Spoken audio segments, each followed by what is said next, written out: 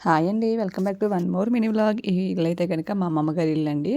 మా అమ్మమ్మ గారి ఇల్లయితే గనక చాలా బావుంటదండి. పెంకుటిల్లయినా సరే చాలా నీట్‌గా, డీసెంట్‌గా క్లీన్‌గా ఉండేదెప్పుడు.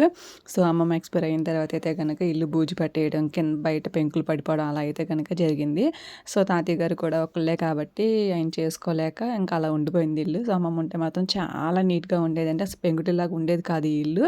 ఒక పెద్ద పెద్ద బిల్డింగ్స్ ఉంటాయి కదా! అలా ఉండేది.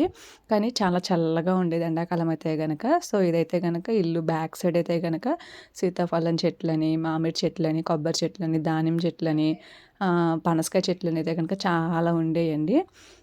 సో, ఇవైతే గనక సీతాఫల చెట్లు ప్రెజెంట్ అయితే గనక కాసినియి. చాలా తీయగా ఉంటాయండి. బయట ఇల్లు అవుట్‌లుక్ అయితే గనక ఇలా ఉంటది. సో, పెంకులన్నీ పడిపోయినాయి మొన్న గాలి వానకి. సో, మేమున్నప్పుడైతే మా పిన్ని వాళ్ళ పిల్లలు, మా పిల్లలు మేమని చెప్పి చాలా మంచిగా ఆడుకునేవాళ్ళమండి అమ్మమ్మ గారింట్లో. సో, అయినా అమ్మమ్మ గారి ఇల్లంటే ఒక మంచి ఎఫెక్షన్ అండి. సో, మీలో ఎంతమంది అమ్మమ్మ గారింటికెళ్తున్నారో కామెంట్ సెక్షన్‌లో కామెంట్ చేసేయండి.